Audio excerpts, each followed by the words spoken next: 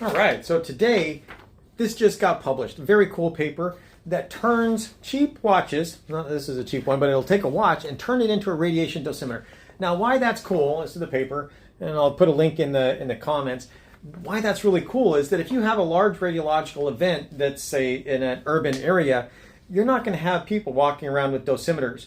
And what this paper showed was that using thermal luminescence and optically stimulated luminescence, you could literally take the PC board from a watch and turn it into a dosimeter. So if you take a bunch of watches, that's what we have inside here. These are the watches that were used.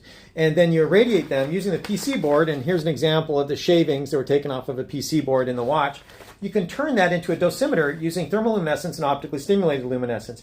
Why that's significant is that if you get a massive dose, you're going to have a compromised immune system and you need medical help. And the way that you can identify that is you're going to start feeling sick. Your gastrointestinal system is going to start to not work so well, and you may get nauseous and vomit.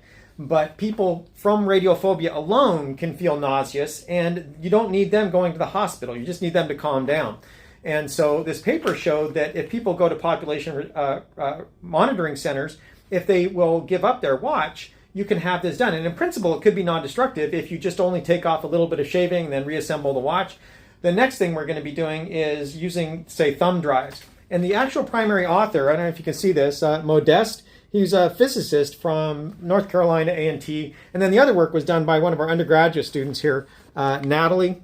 Oh, they're backwards, sorry. And then I just supervised. So Modeste came to my lab to do these measurements. He just got hired out to Howard University. So I'll be doing work with him there in the future. But this is pretty exciting because our next step is to do other things. And there were a few issues that we have found in here in this paper that we still need to work out so that this really becomes rigorous. But it's really exciting that you can turn a simple watch or a piece of electronics that you may want into a dosimeter.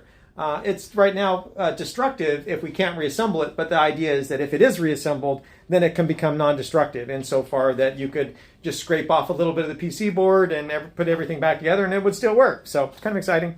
Hopefully you think so too. Thanks for watching. Bye.